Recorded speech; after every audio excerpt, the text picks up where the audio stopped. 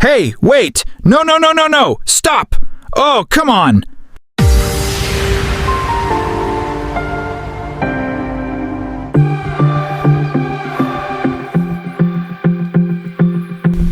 So, we've had our foundations come in this week, and you should actually see Hilltop taking shape.